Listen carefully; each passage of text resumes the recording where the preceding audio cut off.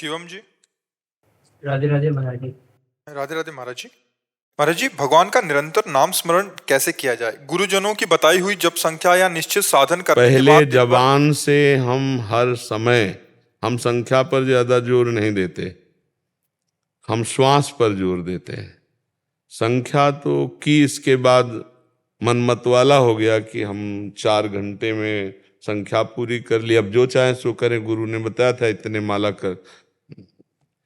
हमको हर समय दुश्मन को जैसे एक बार दबा पाए तो फिर उसके ऊपर चढ़े बैठे रहना चाहिए।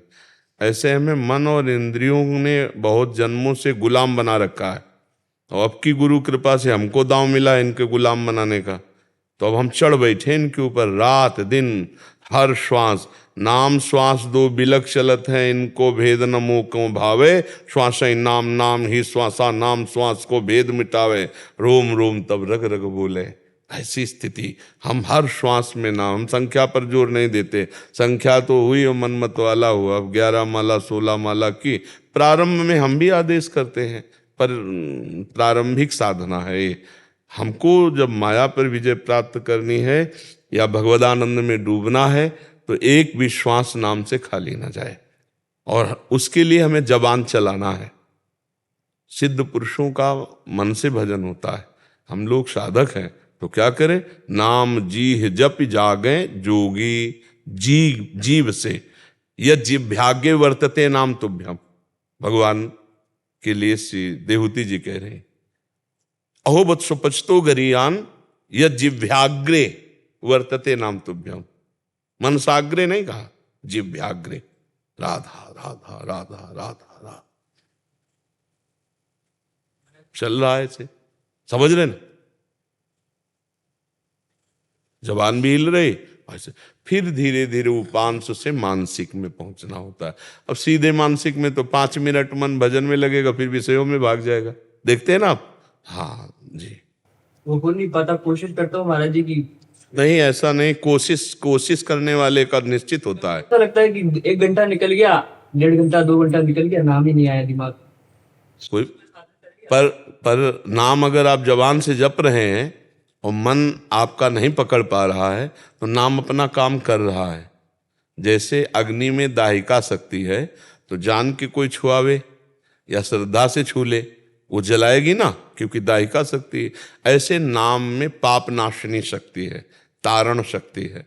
तो जब हम नाम चाहे भाव से जपें या कुभाव से जपें, एकाग्रता से जपें या चंचलता पूर्वक जप रहे, जब हमारी जिह्वा से राम कृष्ण हरि राधा राधा राधा राधा राधा राधा, तो उसका प्रभाव होगा, वो हमारे मन को निर्मल करेगा। और जब मन निर्मल होगा तो एकाग्र होने लगेगा, शांत होने लगेगा, अचंचल होने लगेगा।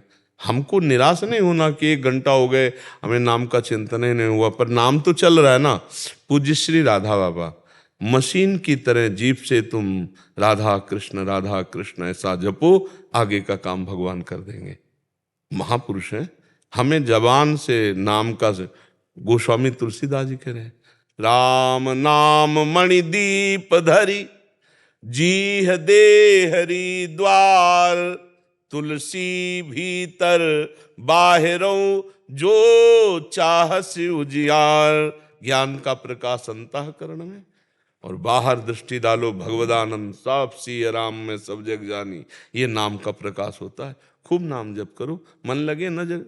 भाव कुभाव अनख आलसहु, नाम जपत मंगल दिशि दसो। विश्वास करो, नाम में बहुत पाप नाशनी शक्ति, मन को एकाग्र कर देगा। लगे रहो, तेरी बनत बनत बन जाए। लगे रहो धीरे धीरे। सातु दीर्घ काल निरंतर सत्कार सेवितो दृढ़ भूमि। दीर्घ काल तक निरंतर आदर पूर्वक खूब नाम जप किया जाए तो हृदय में नाम बस जाता है, फिर भजन करना नहीं पड़ता, स्वाभाविक होता है। तो अभी लगो, अभी बच्चा हो, सौभाग्य है, नई अवस्था है, खूब डट के नाम जप करो। एकांत मिले तो जपो, और कार्य में रत हो तो जपते हुए अंदर कार्य करने का अभ्यास करो। ऐसे बिना नाम के हमारा जीवन अधूरा। ऐसा जब मान लोगे ना तो हर कार्य करते हुए नाम जप होने लगेगा जी। मुस्कान सोनी जी। राधे राधे महाराज जी। राधे राधे महाराज जी। महाराज जी प्रणाम। महाराज जी, अगर हम वास्तविक भगवान की शरण में होते हैं तो इसकी अनुभूति कैसे होती है महाराज जी? आप भगवान की शरण की अनुभूति कैसे करते हैं? हम कभी कभी ऐसा सोच लेते हैं कि हम भगवान की शरण में हैं क्योंकि हम कुछ सेवा आदि या कुछ कर लेते हैं या सदग्रंथों का अध्ययन कर लेते हैं, लेकिन कोई दिव्य अनुभूति नहीं होती। महाराज जी, भगवान की शरण का सुख कैसा होता है? मतलब किसका है? हाँ, नाम जप करो, पहले खूब नाम जप करो। शरणागति 3 प्रकार से होती है। एक वचन की होती है, हे हरि मैं आपकी शरण में हूँ। और एक शरीर से होती है, संपूर्ण क्रियाएं भगवान की आज्ञा के अनुसार, तस्मात् शास्त्रम प्रमाणम ते कार्याकार्यो व्यवस्थितो, कार्य और अकार्य की व्यवस्था शास्त्र के अनुसार की गई। जो शास्त्र विधान के अनुसार कर्तव्य कर्म है उनका पालन करते हुए भगवान को अर्पित करना, ये तन समर्पण। फिर वो मन समर्पण, मन में जो हमारे संकल्प विकल्प भोग विलासिता के होते हैं उनको भगवान की सेवा के लिए, भगवान के चिंतन के लिए, भगवान के नाम जप के लिए हम मन को लगाते हैं तो हमारा मन समर्पित, हमारी वाणी, हमारा शरीर और हमारा मन और हम स्वयं तन वांग मनोभिर अमलई सोहम त्वय्वाश्रिता। शरीर से, वाणी से, मन से मैं सकाम भाव का त्याग करके निष्काम भाव से आपकी शरण में मैं स्वयं हूँ। इसका परिचय होता है श्री कृष्ण अनुकूलेन प्रतिकूलस्य विसर्जनम। भगवान के ही अनुकूल चिंतन, भगवान के अनुकूल बोलना, भगवान के अनुकूल क्रियाएं, प्रतिकूलस्य विसर्जनम, पूर्ण रूप से भगवत प्रतिकूलता का त्याग कर देना। भगवान की आज्ञा के प्रतिकूल कोई आचरण, कोई वचन, कोई संकल्प विकल्प ना होना, ये शरणागति जब ये हो जाती है तो जैसे स्वयं भोजन पाते हैं तो तृप्ति हम अपने को अनुभव में होती है, ऐसे अनुभव होने लगता है कि मैं मन वचन कर्म से प्रभु की शरण में हूँ, हमारे स्वामी श्री श्यामा श्याम है, ऐसा अनुभव होने लगता है। पर खूब नाम जप करो पहले और सत्संग सुनते रहो और कोई पापाचरण ना होने पावे ये सावधानी रखो। वचन से किसी की निंदा ना होने पाए ये सावधानी रखो। मन से असत भोगों का स्फुरण संकल्प ये ना बनने पावे ऐसी सावधानी रखो। अगर समझ पा रही हो हमारी बात तो हमारी शरणागति पुष्ट हो जाएगी।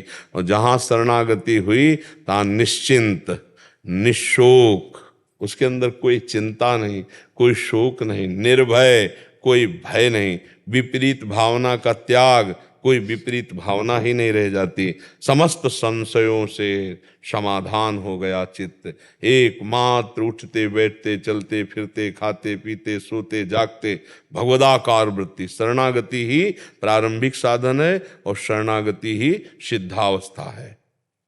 जब मैं का भी विस्मरण हो जाए भक्ति में तब वो सिद्धावस्था है। हाँ, ब्रह्म नहीं, माया नहीं, नहीं जीव नहीं काल, अपनी हूँ शुद्ध ना रही, एक रहे नंदलाल। एक, जब तक द्वैत है तब तक भय है। ज्ञान में तू का विस्मरण है, मैं में स्थिति है, और भक्ति में मैं का समर्पण है, तू की स्थिति है। जित देखूं तित श्याममयी, इधर भी श्याम बाहर भी श्याम। समझ पा रहे? शरणागति ही साधन है और शरणागति ही सिद्धावस्था है। त्रिलोकी चंद्र दुबे जी काशी से, राधा वल्लभ श्री हरिवंश। महाराज जी, मैं पिछले 8 महीने से 84 जी सेवकवाणी आदि का पाठ कर रहा हूँ, आपके द्वारा दिए गए नाम मंत्र का भी जाप करता हूँ, लेकिन पिछले 2 महीने से नाम एकदम रुक गया है। महाराज जी, क्या इसका कारण मैं उपरोहितीय कर्म करता हूँ वो तो नहीं है? हाँ, ऐसा भी हो सकता है कि कोई कुधान भी हो सकती है और अनुष्ठान अधूरा होने पर भी हो सकता है। जैसे जजमान का महामृत्युंजय वगैरह बहुत हानिकारक है, बहुत हानिकारक है अनुष्ठान। उसका तो लाभ हो जाएगा, आपने रुपया ले लिए। मान लो आप 1 लाख मृत्युंजय जप का आपने अनुष्ठान लिया और आपने अर्थ ले लिया, जितना बोले वो अर्थ दे दिया, अब पूरा भार आपके ऊपर है। अगर आप नहीं करते हैं या नहीं करवाते हैं तो भारी पड़ जाएगा आपके लिए, क्योंकि जजमान ने तो पैसे संकल्प करके दे दिए, संकल्प ही करके तो लेते हो, बहुत घाटे का सौदा है। या तो फिर एक जितना संकल्प लिया उतना अक्षरशः होना चाहिए, नहीं तो इसीलिए कहा वो पुरोहिती कर्मति, इसीलिए हाँ, इसीलिए। और ऐसा नहीं कि नहीं करना चाहिए, ऐसा नहीं है, क्योंकि ब्राह्मण का कर्तव्य है अध्ययन करना, अध्ययन कराना, यज्ञ करना, यज्ञ कराना, दान लेना, दान देना, ये सत्कर्म है ना। तो अब वो तो उपरोहित कर्म तो उसका जन्मसिद्ध अधिकार है।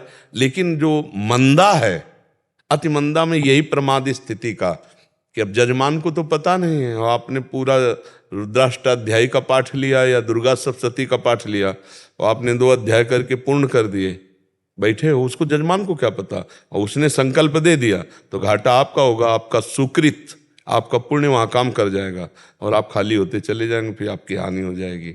तो इस पर ध्यान देना चाहिए। बहुत कठिन है ये विषय, वो बहुत कठिन है। जजमान का संकल्प आपको खा जाएगा। संकल्प विकल्प बहुत ही खतरनाक चीज। अब जिम्मेवारी आपकी हो गई, अगर वो अनुष्ठान सांगो पांग पूरा करते हो, लाभ मिले ना मिले, हमने जो संकल्प लिया वो सांगो पांग, तो आपकी हानि नहीं होगी। वो धन आपको सद्बुद्धि प्रदान करेगा। जजमान का प्रारब्धानुसार मंगल है। मान लो बहुत बुरा प्रारब्ध है तो इतने संकल्प से उसका काम नहीं बनने वाला, दोबारा करवावे, तिबारा करवावे, 11 बार करवावे, 21 बार करवावे, क्योंकि उसका प्रारब्ध है। जब तक उसके पाप क्षय नहीं होंगे तब तक सुख विधान नहीं हो सकता। लेकिन आप अपने कर्तव्य में दृढ़ हैं तो आपकी हानि नहीं होगी, नहीं आपकी हानि कर देगा वो संकल्प, आपकी हानि कर देगा।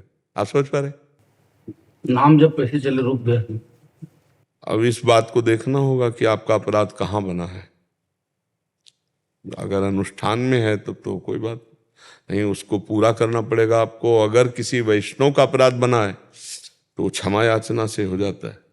ये भी हो सकता। हाँ, किसी संत महात्मा के प्रति हे भाव कर लेना भी भजन को छीण करने का है। जैसे किसी संत की निंदा कर दी या किसी साधु को देखकर उसके किसी भी बात पर आपका दोष दर्शन हो गया, और तो फिर वो भजन को रोक देगा।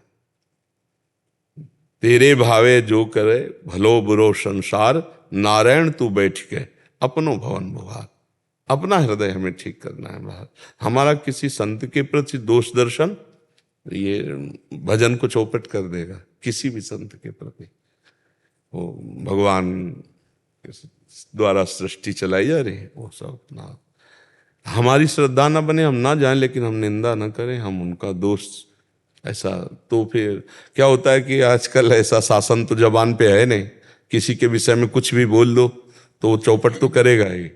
भक्तन निंदा अति बुरी, भूल करे जिन कोय, किए सुकृत बहु जन्म के, छिन में डारे खोए। भक्तों की निंदा एक क्षण में नष्ट कर देगी सारे सुकृतों को। साधु अवज्ञा तुरत भवानी, कर कल्याण अखिल के हानि। तो यही 2 ही जगह देख लो, एक धर्मानुष्ठान के संकल्प में त्रुटि, और दूसरा संत महात्मा वैष्णव के प्रति शारीरिक वाचिक मानसिक कोई अपराध, फिर भजन अपने आप चलने लगेगा, क्योंकि आप भजन करते हो इसलिए। ठीक है, आप यहीं देख लो, इस पर सुधार करो। और उपरोहिती कर्म भले यार भूखे रहो, बहुत संभल के करो। कलयुग है, बहुत संभल करके करो। जितना अनुष्ठान लो उसको सांगो पांग करो, सामने वाला जानने वाला हो या ना हो, भगवान तो देख रहे हैं ना। वहाँ ऐसा अगर वो पैसा लेके अनुष्ठान नहीं करोगे तो फिर अपनी हानि कर देगा।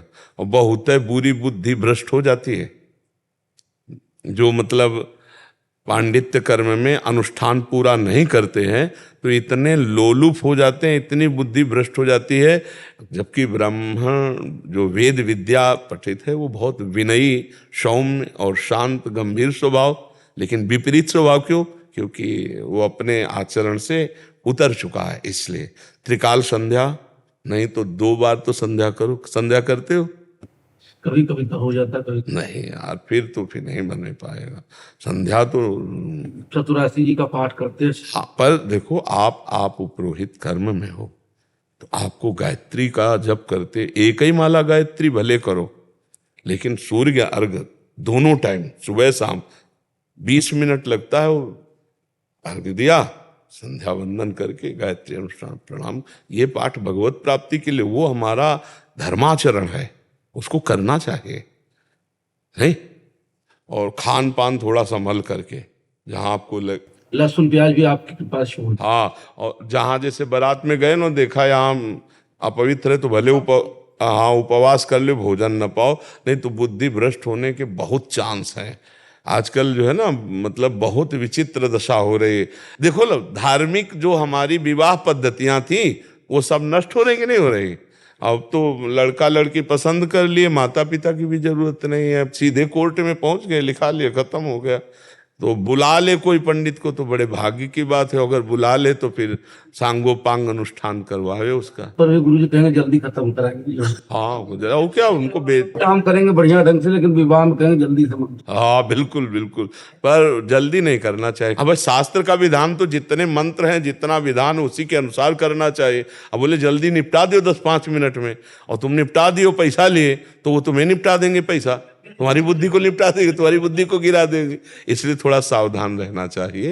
ये सांसारिक लोग जो है नहीं समझते हैं, पर वैदिक सिद्धांतों में बड़ी सामर्थ्य रही है। जो हमारी वैदिक परंपरा है उससे बड़ा, हाँ, समस्त देवताओं का पूजन करके, गुरुजनों का पूजन करके, वैदिक सिद्धांत से जब गृहस्थ में जाते थे तो संतानें भी वो बड़ी मर्यादा। और अब तो वैदिक सिद्धांत ही नहीं मान रहे हैं, शास्त्र सिद्धांत ही नहीं मान रहे नए बच्चे, कहाँ सिद्धांत मानूं। मतलब ब्याह होके आके जब तक देवी देवताओं का पूजन और गुरुजनों का सब आशीर्वाद, तब तक पति पत्नी का मिलन नहीं होता था, और यहाँ तो मिलन ही है। अब जो गर्लफ्रेंड बॉयफ्रेंड रिवाज चला है, इसमें क्या है? इसमें किसी पंडित देवता, किसी की गुरुजन, किसी की जरूरत है क्या? तो अपने मनमानी आचरणों में उतर रहे हैं, अपवित्र हो रहे हैं, तो उनको क्या पता चलेगा कि धर्म क्या होता है, कैसे धर्म से चला जाता है। और इसीलिए फिर गृहस्थी सफल नहीं होती, क्योंकि उनकी बहुत जगह वृत्ति दूषित रहती है, तो उनको एक पति या एक पत्नी पे फिर मन शांत नहीं रहता। उनको बार बार मन की वृत्ति वही बॉयफ्रेंड गर्लफ्रेंड के समय जब था तो वही वृत्ति उनकी घूमती है, तो इसीलिए पूरा जीवन चौपट हो जाता है। हमें लगता है कि धर्म से चला जाए, पवित्र आचरण से चला जाए, शास्त्र मर्यादा से, तो बहुत शांति मिलेगी, बहुत आनंद रहता है। एक गृहस्थी में पति पत्नी में प्यार हो और धर्म पूर्वक वो धन कमा के लाता हो, और अतिथि सत्कार हो, गौ सेवा, संत सेवा, देखो कितना बढ़िया सुंदर पद्धति हमारे सनातन धर्म की। अब तो ऐसा कुछ रह ही नहीं गया, बहुत ही सब विपरीत। ये जरूर है कि हाँ, कुछ सत्संग सुन करके कुछ श्रद्धालुजन अपने आप को थोड़ा सुधार रहे, नहीं तो बहुत ही मर्यादा भंग होती चली जा रही है। छोटे छोटे बच्चे व्यसन कर रहे हैं, व्यभिचार कर रहे हैं, छोटे छोटे बच्चे ऐसे गंदे स्वभाव में उतर रहे हैं कि अब जैसे उनको इंजेक्शन वाला नशा चाहिए, अब रुपया चाहिए, तो 4 लड़के जबरदस्ती गए, वो सब्जी बेच रहा, उसके पैसे छीन लिए, किसी माँ बहन की जंजीर तोड़ ली, भाग गए। मतलब ऐसे आचरणों में उतर रहे हैं, और पढ़े लिखे बच्चे। तो हमें लगता है कि जब तक अध्यात्म का परिचय नहीं होता तब तक जीव की दुर्गति वाले आचरण नहीं रुकते। इसीलिए साधु समागम जरूर करना चाहिए। संतों के वचन और शास्त्र के वचन से हमारे अंदर ये ज्ञान होता है हमें क्या करना चाहिए और क्या नहीं करना चाहिए। जी। सत्य प्रकाश मिश्र जी, कानपुर से। महाराज जी, आपने भक्ति योग के जिस शिखर को स्पर्श किया है, क्या एक सामान्य गृहस्थ अपने उत्तरदायित्वों को निर्वहन करते हुए उसका एक अंश मात्र भी पा सकता है? क्योंकि ये सब अंदर का विषय बच्चा, बाहर का विषय नहीं, अंदर का समर्पण योग है। भक्ति का मतलब है समर्पण योग, जोर का आश्रय। नवदा भक्ति श्रवणम कीर्तनम स्मरणम विष्णुर्पाद सेवनम अर्चनम बंदनम दास्यम शख्य, और फिर आत्मनिवेदनम। ये आत्मनिवेदन भक्ति है, पूर्ण समर्पण। इसी से बात बनता है। जो माया चक्र से हम पुनरपि जननम पुनरपि मरणम पुनरपि जननी जठरे सहनम, इससे अगर हम हट पाते हैं तो उसका एकमात्र है भगवत आश्रय, आत्मसमर्पण। भगवान को मन वचन कर्म से समर्पित हो जाना, अन्य आश्रय ना लेना। तो धीरे धीरे धीरे धीरे हमारे हृदय की स्थिति भगवदाकार हो जाती है। हम अगर शरीर का आश्रय लेते हैं तो फिर काम क्रोध लोभ मोह मद मत्सर ये सब छा गए। हम जिसका आश्रय लेते हैं उसका स्वाभाविक चिंतन होता है। जैसे हम शरीर का आश्रय लिए तो हमें शरीर का ध्यान नहीं करना पड़ता, शरीर का चिंतन नहीं करना पड़ता। सो के जगे तो हमें ये नहीं देखना होता कि मैं पुरुष हूं कि मैं स्त्री हूं, क्या कुछ नहीं, क्योंकि आश्रय लिए तो जगते ही तत्काल। विस्मृति एक क्षण की नहीं हुई। हमारी बात को समझ पा रहे हो आप? ऐसे ही जब हृदय से हम आश्रय भगवान का ले लेते हैं तो उठते बैठते चलते फिरते खाते पीते सब समय भगवान की स्मृति रहती है। अखंड स्मृति ही भगवत साक्षात्कार का स्वरूप है। अखंड स्मृति। अब वो क्रियाएं कुछ कर रहा हो, वो किसान हो, वो व्यापारी हो, वो बैरागी हो, इससे कोई मतलब लेना देना नहीं। श्री रैदास जी कठौते में जो अपनी क्रिया करते थे, तो इसी से बड़ों बड़ों को भ्रम था कि पर हर समय भगवान की स्मृति में डूबे हुए और अपने कर्तव्य कर्म को, दूसरे से अपना कर्तव्य कर्म यदि छोटा भी हो तो महान है। स्वधर्मो निधनो श्रेया परधर्मो भयावहा। नाम स्मरण चल रहा और अपना कर्तव्य कर्म चल रहा तो बच्चा सब ठीक हो जाता, चाहे विद्यार्थी हो, व्यापारी हो, किसान हो, सर्विसमैन हो, कोई भी हो। इसमें हमें बताओ, अंदर से हम नाम चिंतन कर रहे और बाहर से अपने कर्तव्य को कर रहे। दो ही बातें, बहुत जोर की बात है। अर्जुन जी से भगवान कह रहे हैं माम निस्मर युद्ध च। एक बात पकड़ लो। अब आप इसमें बताओ गृहस्थ कहाँ बाधक है इसमें? प्रभु जी, आप तो कष्ट, आपने जितने आपसे कष्ट जो जीवन के पढ़े हैं और देखे हैं, तो लगता नहीं है कि नहीं, कष्ट तो इसमें बात ये समझनी है कि एक वैज्ञानिक बल्ब बनाने में कितनी मेहनत की होगी, लेकिन हमको सहज में मिल रहा है। तो हमको वैज्ञानिक बनना है या लाइट का आनंद लेना है? लाइट का आनंद ले रहे ना। मेहनत तो वैज्ञानिक ने की, प्रणाम है उसको, लेकिन उसने सुविधा करके हम सबको प्रकाश के लिए बल्ब की रचना करके दे दिया। तो संत महात्माओं के लिए हम बंधन इसीलिए करते हैं, इसीलिए वो जगत बंधनी है कि उन्होंने जीवन में जो बात बहुत कष्टप्रद सही है और पाई है, वो आपको एक सेकंड में फ्री दे रहे हैं।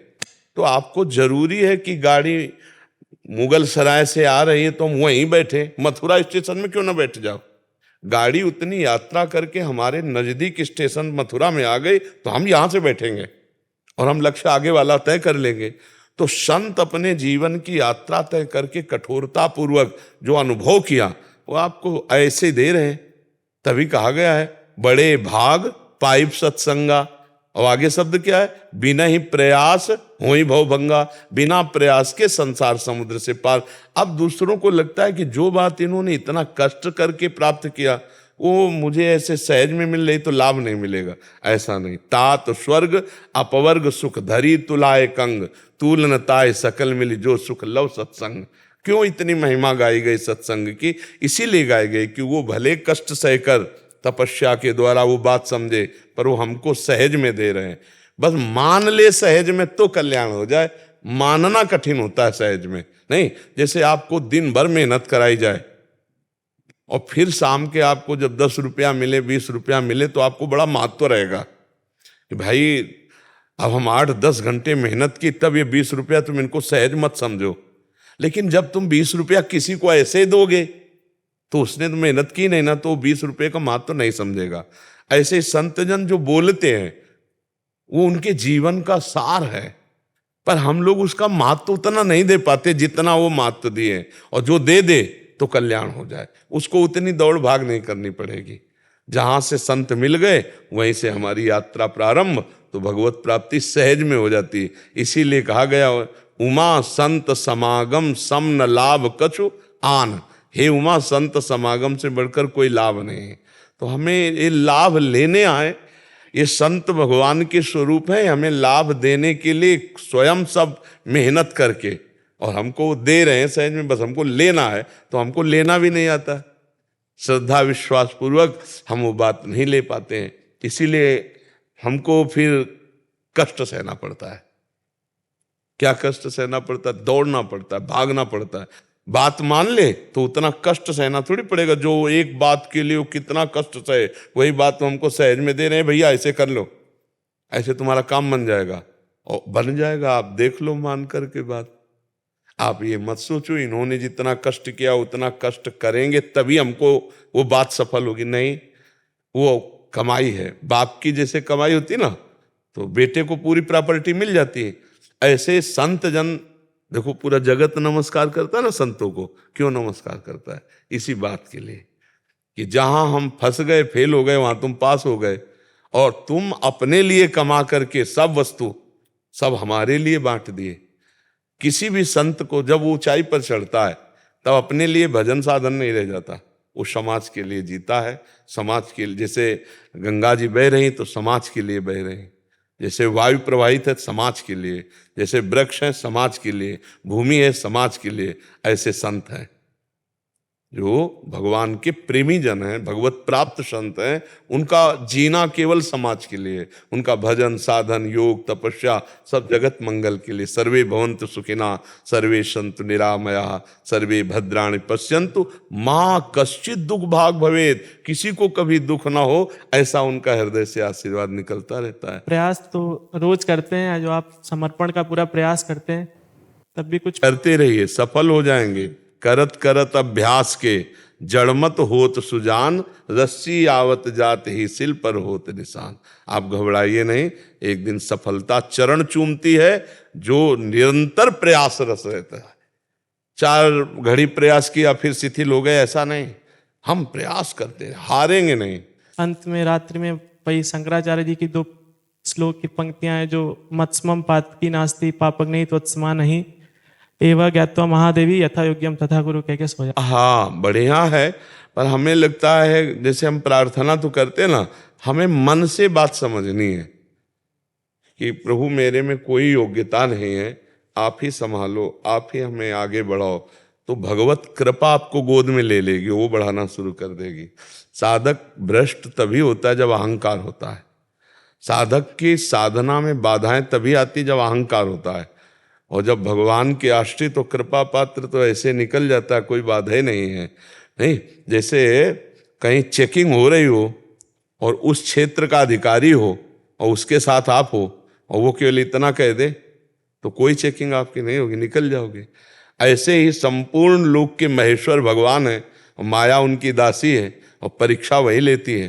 तो जब भगवान की शरण में जीव हो जाता है तो परीक्षा शब्द खत्म हो जाता है, फिर भगवान के भरोसे और भगवान के नाम के सहारे वो माया पर विजय प्राप्त कर लेता है। और अगर हमारे अंदर एक गर्व होता है मैं, तो फिर प्रश्नवाचक चिन्ह आ जाएगा, और फिर माया जब प्रश्न करेगी तो माया का ऐसा प्रश्न होता है कि कोई समझ ही नहीं पाता कि ये प्रश्न है, वो फेल हो जाता है। समझ ही नहीं पाता कि ये परीक्षा है हमारी, नहीं समझ पाता और वो वही फेल हो जाता है। तो ऐसा गुस्सा दिला दिया जाएगा आपको, ऐसे प्रतिकूल व्यवहार, ऐसा आकर्षण भोगों का, ऐसी सुख सुविधा कि आपको लगेगा नहीं कि हमारी परीक्षा हो रही, लगेगा कि यार, और गिर जाता है। माया ऐसा थोड़े समझने देती कि वो प्रश्न कर रही आपको उत्तर देना है, नहीं। इसलिए एकमात्र भगवान का सहारा। सिद्ध पुरुष होने पर भी सनकादि हर समय हरिशरणम जपते रहते हैं, क्योंकि भगवान की शरण के बिना माया से निस्तार नहीं है। जी दीपक जी नोएडा से। राधे राधे प्रभु। राधे राधे महाराज जी। महाराज जी, मैं कई वर्षों से शिव जी की उपासना सेवा कर रहा हूँ, पर जब मैं चिंतन करता हूँ तो राम जी का होता है, परंतु मुझे दर्शन शिव जी के करने हैं। तो मुझे दर्शन किनके होंगे, राम जी के या शिव जी के? शिव जी के, क्योंकि शिव जी की उपासना का जो रंग है वो भगवान श्री हरि हैं, और जब श्री हरि कृपा करेंगे तो शिव जी का साक्षात्कार हो जाएगा। शिव जी जा पर कृपा न करें पुरारी, सो न पाओ मुनि भगति हमारी। भगवान शिव कृपा करते, राम आ रहे मतलब ठीक चल रहे हो, और राम जी जब कृपा करेंगे तो शिव जी का साक्षात्कार हो जाएगा। आप चिंता न करो, एक ही है, वही रामेश्वर स्थापित करके आराधक रूप है, और वही हनुमान जी रूप होकर के आराधना कर रहे राम जी की, वो एक ही है। बहुत बढ़िया है, भगवान से किसी भी तरह जुड़ जाए तो जीव का परम मंगल होता है। जब शिव जी की इच्छा है तो जो इच्छा करी हो मन माही, हरि प्रसाद कछ दुर्लभ नाई। हरि शिव जी के रूप में ही मिलेंगे, आप चिंता न करो, खूब नाम जप करो और आराधना ऐसे करते रहो, ठीक है जी। सृष्टि जी। जय जय श्री राधे। जी राधे राधे महाराज जी। महाराज जी, आपने कहा था कि निरंतर भजन नाम जप करें, परंतु पढ़ते समय नाम पर ध्यान नहीं कर पाती और भूल जाती हूँ, कृपया इसका मार्गदर्शन करें। जिस समय हम एकाग्रता पूर्वक पढ़ रहे हैं वो पढ़ाई भी भजन है, ऐसा हम माने। पढ़ाई को भी भजन माने, जैसे हमने नौकरी को भी भजन कहा है, क्योंकि पूरी सृष्टि के कार्य श्री कृष्ण के कार्य है ना। जब युद्ध भजन हो सकता है तो और कौन सी बात है। अर्जुन जी कह रहे हैं मैं सन्यास लेकर भजन करूंगा, तो भगवान कह रहे युद्ध करके भजन करो, तो तुम पढ़ाई करके भजन करो। मान लो 40 मिनट 1 घंटा आप पढ़ाई पढ़ रहे हो ईमानदारी से, तो उस 1 घंटा को बाद में भगवान को समर्पित कर दो। हे प्रभु, 1 घंटा है जो हमने पढ़ाई पढ़ी, वो जो समय गया वो आपके चरण, तो यत करोषि, भगवान ने कहा ना, जो कर रहे हो मुझे समर्पित कर दो, वो भागवत धर्म कहा जाता है। और फिर जब शेष समय खाली समय, तो आप नाम जप कीजिएगा, प्रमाद स्थिति न कीजिएगा, समय बर्बाद मत कीजिएगा। जो समय पढ़ाई में है, जो व्यापार में, जो नौकरी में जा रहा है, उस समय को भगवत अर्पित कर दो, शेष समय नाम जप करो। ये भक्ति है, ये भागवत धर्म है, इससे भगवत प्राप्ति हो जाती है, भगवान की कृपा प्राप्त हो जाती है। कभी हमने ऐसा नहीं कहा कि पढ़ाई नहीं पढ़ना चाहिए, पढ़ाई भी भगवान का भजन ही है, क्योंकि वो भी सृष्टि की एक सेवा का कार्य है, ऐसा मानना चाहिए। ठीक है जी। प्रणाम महाराज।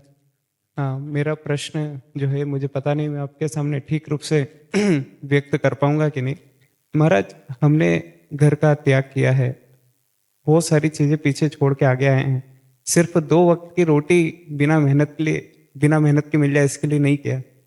हम जो साधना कर रहे हैं, जो साधन मार्ग में चल रहे हैं एक साधक के रूप में, कभी कभी ऐसी परिस्थिति आती है कि समझ में नहीं आता है कि क्या ढोंग चल रहा है जीवन में, या फिर यही साधक की स्थिति होती है। उसमें थर्मामीटर लगा के देखना चाहिए, जैसे बुखार है कि स्वस्थ है, थर्मामीटर से पता चलता है ना। तो अपना जो थर्मामीटर है वो हम अपने अंदर ही डालकर देखें कि चल रहा है कि नहीं। महाप्रभु चैतन्य देव जी ने कहा कि तृणादपि सुनीचेन,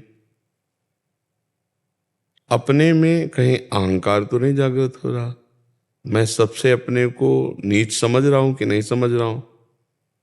दूसरी बात, तरोरु सहिष्णुना, तो हम काम के वेग को सह रहे हैं या काम की क्रिया कर रहे हैं। हम भूख के वेग को सह सकते हैं, हम प्यास के वेग को सह सकते हैं, हम नींद के वेग को सह सकते हैं।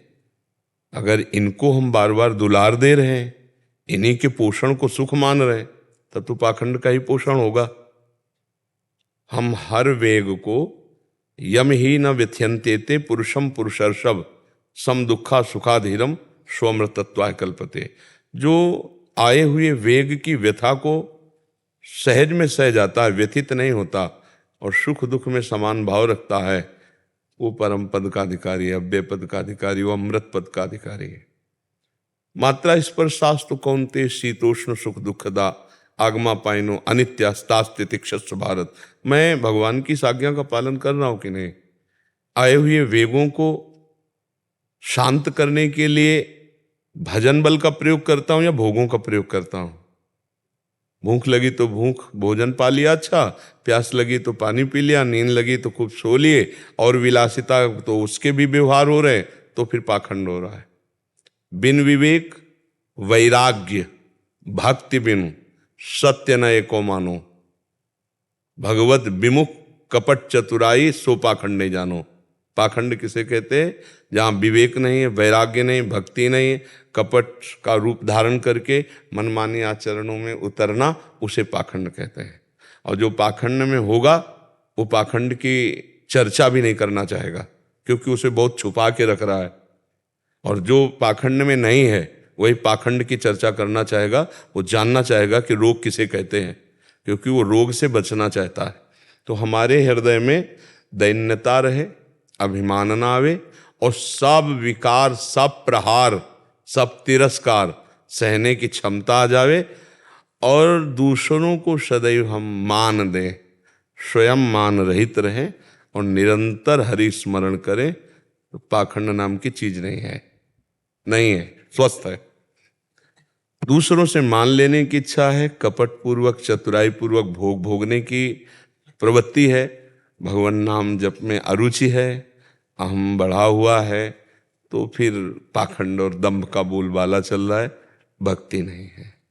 पाखंड उसे कहते हैं पाप का खंड, जिसके द्वारा पापाचरण होता है, और पाप उसे कहते हैं जो संत गुरु और भगवत विमुख आचरण है, उन्हें पाप कहते। ये सब भगवत विमुख कर देने वाली बातें हैं। भगवत सन्मुख के लिए आप आचार्य और गुरुजनों की जो रहनी थी और जो उनका चिंतन था उसको आप देखिए। सर्वसमर्थ श्री पूज्य रघुनाथ दास गोस्वामी आदर्श महापुरुष है। कैसे भजन किया, जगन्नाथपुरी से लेकर राधा कुंड तक। हम महापुरुषों के जीवन चरित्रों में जब अपनी चित्तवृत्ति लगाएंगे तो जो अगर कहीं आशंका भी होगी पाखंड दंभ की, वो भी नष्ट हो जाएगी। ये तो खुली बात समझ लो कि भगवान के चिंतन के बहुत अच्छे उपासक हो जो आप इस बात को पूछ रहे हैं। भगवान के चिंतन के लिए हमने सब कुछ छोड़ा है। अब हमारा कोई कर्तव्य नहीं, एक ही कर्तव्य है, निरंतर भगवान में स्थित रहना।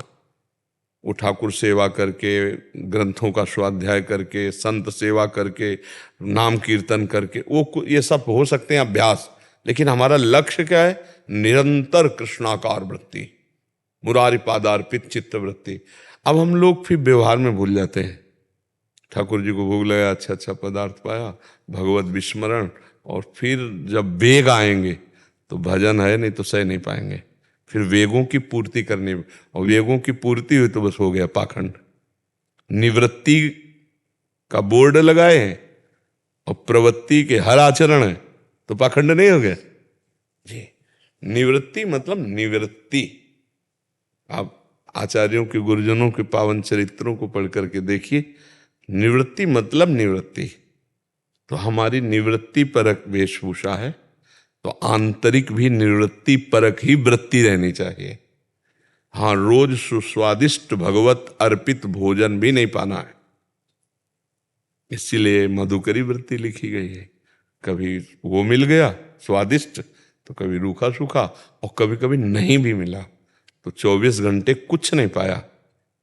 तो हमारा अभ्यास तो पुष्ट हो रहा है कि हम दुख में भी भजन कर सकते हैं। जैसे भूख से व्याकुल हैं, 2 दिन हो गए, 3 दिन हो गए, और हमारा बराबर भजन चल रहा, तो हमारा अभ्यास बहुत पुष्ट हो रहा है। कभी छक के भोजन, कभी भूखे रह करके, कभी थोड़ा पा करके, कभी बहुत सुविधाजनक स्थान पे बैठ के, कभी एकांत निर्जन असुविधाजनक स्थान पे। तो उससे क्या हुआ, भजन हमारा अभ्यास हर जगह पुष्ट हो गया। तो भजन, और भजन ही सार है। हर समय चित्तवृत्ति में श्री कृष्ण बसे रहे, यही निवृत्ति है। अगर इस श्री कृष्ण को भूले तो फिर वो हमारी प्रवृत्ति ले डूबेगी कहीं ना कहीं। श्री कृष्ण भजन छूटा तो प्रवृत्ति ले डालेगी, पक्का ले डालेगी, कहीं फंसा देगी।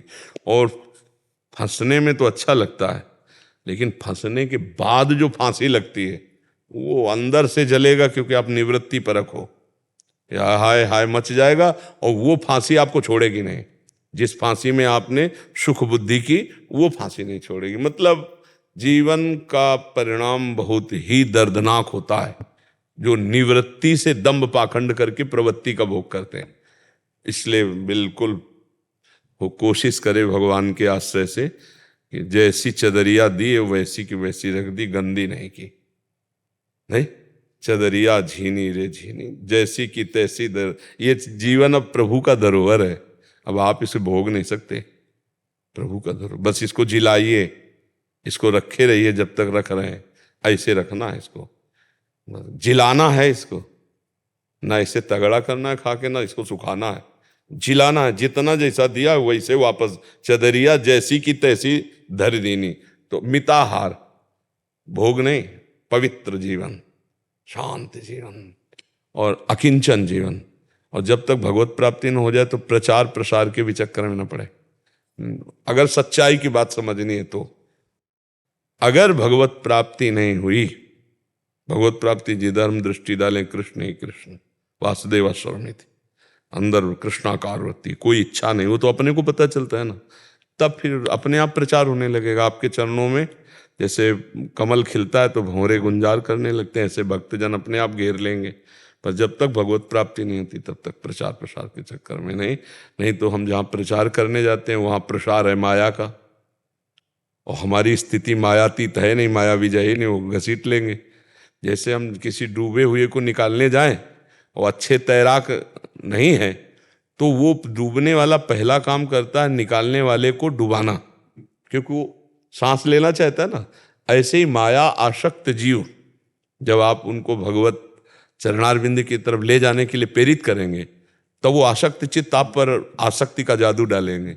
आप अनासक्त हो, खिलाड़ी हो तो बच जाओगे, नहीं तो फिर उसी आसक्ति के दलदल में, और एक बार भोग रूपी दलदल में साधक गया तो दोबारा फिर निकल नहीं पाता। बहुत है, भगवान ही कृपा करे तो निकल पाए, नहीं उसकी तृष्णा, भोगे हुए विषय को बार बार भोगने की तृष्णा उसे गिरा देती है। अब फिर नवम भोग, बहुत दुर्दशा हो जाती है। इसलिए भगवान से मनावे और दूरी भागकर ऐसी परिस्थिति में रहे कि जब तक भगवत साक्षात्कार न हो। चैतन्य महाप्रभु ने भी कहा कि जीवन सार्थक करी कर पर उपकार। जब तक जीवन खुद का सार्थक पर उपकार किसका होगा? हाँ, यही खास बात। बहुत मतलब बुद्धि शुद्ध है तो बढ़िया, सारथी बढ़िया है, रथ निकल जाएगा। और नहीं तो प्राय बुद्धि फंस जाती है इन्हीं बातों में, क्योंकि अच्छे अच्छे भोग ठाकुर जी को लगते हैं तो रसेंद्री तृप्त भगत जन आते रहते हैं, तो व्यवहार फिर धीरे धीरे जनेन्द्रीय में, फिर धीरे धीरे फिर मन शांत हो जाता है। मन शांत का मतलब अध्यात्मिक की तरफ नहीं उसको जलन होती, लगता है ठीक है यार चल रहे हैं, वो बैलेंस बन जाता है भोगों का। और फिर वो बस इतना मलिन हो जाता है कि वो कहता है ठीक है यार चल रहे हैं। जो अच्छा साधक होता है थोड़ी भी गलती पर हाय हाय मच जाता है, ऐसा कैसे हो, हे भगवान हे करुणा निधान बचा लो मुझे, मैं ऐसा ऐसे हो। और उसको फिर ये भी नहीं लगता कि बचा लो, ठीक है ऐसे। वो है पाखंड, वो है दम्भ। चल तो भी रहा लेकिन पाखंड और दम्भ में। और जो प्योर शुद्ध भगवत मार्ग है वो है बिन विवेक वैराग्य भक्ति बिन सत्य नये को मानो, भगवत विमुख कपट चतुराई सो पाखंड है जानो। अब तो मतलब भ्रमण का तो समय नहीं है, छोटी मोटी कहीं कुटिया ऐसी कोई व्यवस्था हो जाए जहाँ चुपचाप रहो और मांगो खाओ, या जैसे भी मिताहार करो और रात दिन भजन में लगे, बस यही निवृत्ति का लाभ है। पहले अपना काम कर ले। महाराज भगवान की कृपा से हम सब साधकों के बीच में रहते हैं, तो सुबह जब मैं उठता हूँ तब देखता हूँ सारे साधक हैं, तो भगवान को प्रणाम करता हूँ कि आपने ऐसी हाँ स्थिति बिल्कुल, बहुत सुंदर, कि कहीं चूक नहीं होगी, क्योंकि सब हमारी तरफ दृष्टि डाले हुए हैं। यही सैकड़ों साधक के जब एक साथ रहते ना तो यही खास बात होती है कि एक का अगर मन भी भटके तो भटकने का चांस नहीं, क्योंकि सैकड़ों की नज़रों में ये साधु संग का जो घेरा है ये बहुत लाभदायक। भगवान जब द्रवित होते हैं तब ऐसा देते हैं, जब द्रवी दीन दयालु राघो तो साधु संगति पाइए। बहुत सुंदर जी। दीप्ति शर्मा जी, राधे राधे महाराज जी। महाराज जी ये कह रहे हैं कि ये भारतीय महिला क्रिकेट टीम के सदस्य हैं। महाराज जी ये कह रहे हैं कि इनका एक प्रश्न है कि जीवन में कई बार ऐसा समय आता है कि चाहकर भी अच्छा प्रदर्शन नहीं हो पाता, जिसकी वजह से उस वक्त मन में बहुत नकारात्मकता आ जाती है। उस वक्त के लिए क्या उपाय करें कि वो नकारात्मकता ना रहे और हम अच्छा प्रदर्शन कर पाए? पहली बात तो संयमी पुरुष हर क्षेत्र में सफलता प्राप्त करता है। जो संयमी पुरुष होता है, हमें एक दोष होता है कि जैसे हमें थोड़ी कहीं सफलता मिली तो हम फूल जाते हैं और संयम छोड़ देते हैं। अगर संयम और अभ्यास ये दोनों का हमारे जीवन में योग हो तो कभी कोई परास्त नहीं कर सकता और कभी हम असफल नहीं हो सकते। संयम शब्द याद कर ले और अभ्यास, रोज अभ्यास, जिस विषय में हमें सफलता प्राप्त करनी, और ब्रह्मचर्य संयम। जब तक हम सफलता प्राप्त नहीं करेंगे तब तक हम विषयों का सेवन नहीं करेंगे। जो विषयी अपने यहाँ थोड़ी कमी यही होती है कि जहां हुआ तो भारी प्रोत्साहन मिलता है और भारी प्रोत्साहन में वो अभ्यास और संयम दोनों को छोड़ देता है, इसलिए असफल हो जाता है। जो अभ्यासी है और संयमी है वो कभी भी कहीं भी फेल नहीं हो सकता। हमारे अभ्यास की त्रुटि और संयम की त्रुटि, इसको ठीक कर लो। कोई भी हो, कहीं भी हो, कहीं भी प्रदर्शन, किसी भी मार्ग में जहां अभ्यास छूटा और संयम छूटा, वो नष्ट होगा, वो भ्रष्ट होगा, वो गिर सकता है, वो हार सकता है, चाहे वो साधु से लेकर के संसार के किसी भी मार्ग में हो। संयम और अभ्यास, वो भजन का अभ्यास, चित्तवृत्ति का बार बार संसार से हटाकर भगवान में लगाना, और संयम, वो विश्व विजयी महात्मा हो जाएगा। जो संयमी है वही, जो अभ्यासी है वही आगे। हमारे कोई संयम में त्रुटि ना हो, अभ्यास में त्रुटि ना हो। अगर फिर भी असफलता आती है, कभी ऐसा भी हो जाए, तो फिर उसमें समझना चाहिए कि पूर्व का जो हमारा प्रारब्ध है वो हमको गिराने की चेष्टा कर रहा है, क्योंकि हम संयम में हैं और हम अभ्यास में हैं। इसीलिए फिर भगवान ने कहा सुख दुखे समय कृत्वा लाभा लाभो जया अजयो, विजय और हार दोनों में फिर समान भाव रखना चाहिए संयमी और अभ्यासी को, कि इस बार हार गया हूं, मेरी कोई त्रुटि नहीं है, अगली बार हम जरूर ऐसा संयम और ऐसा अभ्यास से अपनी स्थिति बनाएंगे कि हमारा प्रदर्शन उससे जोर का होगा। तो जरूर होगा, जरूर होगा। कभी कभी संयमी और अभ्यासी साधक को भी पूर्व जो प्रारब्ध है वो असफलता प्रदान करता है। उस समय निराश नहीं होना चाहिए, अपने ही किसी पूर्व किए हुए कर्म के द्वारा सफलता मिलती। ये युद्ध है सबके जीवन का, जो जहां है उसके लिए युद्ध है। जैसे अपने लोग हैं तो ऐसा थोड़ी कि सफलता ही सफलता मिलती चली गई, नहीं, बहुत बार प्रभु प्रभु पुकारना पड़ता, फिर अभ्यास, फिर कठोर तप, फिर अभ्यास, संयम, कठोर तप। धीरे धीरे युक्ति पता चल गई कि इसका पॉइंट कहां से हम गिरा सकते हैं इसको, वो बात बन गई।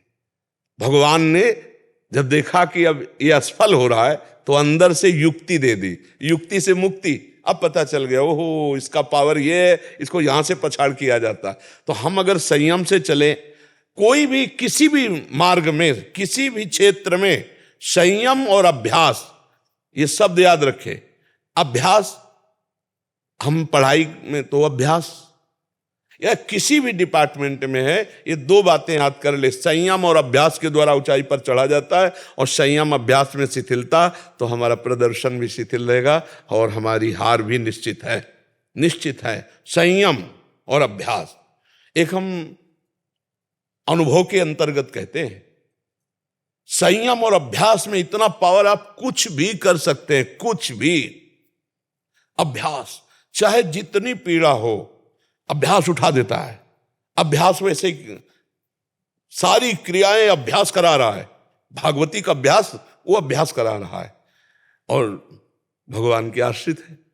तो आप भी भगवान के आश्रित, नाम जप, संयम और अभ्यास, बहुत बढ़िया प्रदर्शन होगा। महाराज जी एक इसमें प्रश्न था। महाराज जी, एक होते हैं एकल, मतलब अकेले को लड़ना है या अकेले को खेलना है, एक होता है संयुक्त जिसमें पूरी टीम वर्क होता है। महाराज जी कभी कभी देखा जाता है खेलों में सहयोग भी बहुत काम करता है महाराज जी। वो देखो, अगर पूरी टीम की हार होती है तो पूरे देश की नजर होती है कि इसमें खिलाड़ी कौन चूक कर रहा है, और जो अच्छा खिलाड़ी होता है, हार होने पर भी समाज उसकी तरफ देखती कि इसने पूरी जी जान की ताकत लगाई, तो वो तो विजयी रहेगा ही, उस पर कोई दोष आ नहीं सकता। जो सब माना कि एक टीम है, टीम अगर सहयोग नहीं करेगी तो वो अकेले में पूरा जीत नहीं हासिल कर सकता, लेकिन समाज की दृष्टि में और उसकी दृष्टि में, खुद की दृष्टि में, वो कभी अपने को नीचा नहीं देखेगा, क्योंकि वो समझ रहा है मैं संयम और अभ्यास से पूर्ण हूं, लेकिन अब हमारा सहयोग नहीं हो पाया। इसमें एक और चीज महाराज जी, कभी कभी ऐसा देखा जाता है कि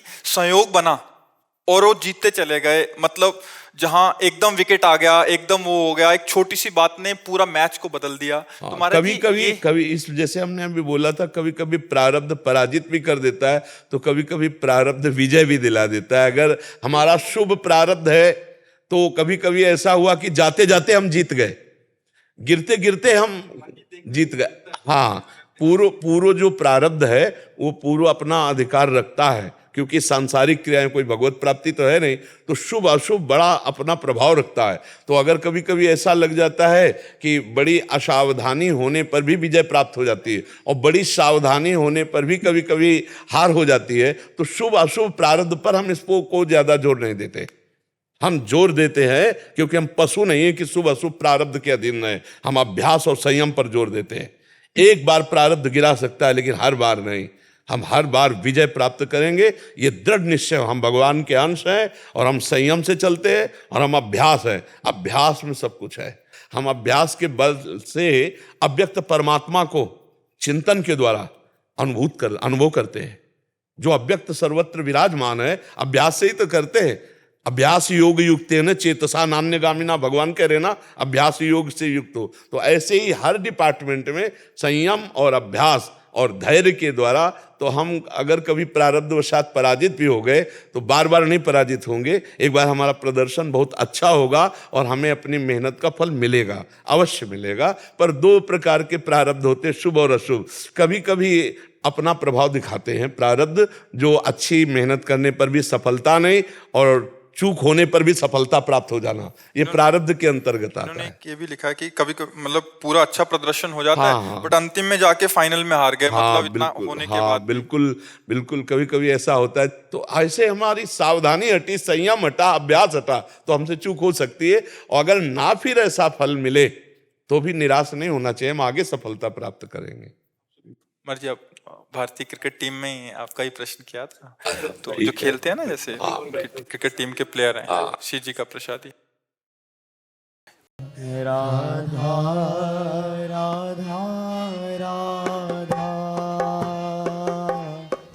राधा राधा राधा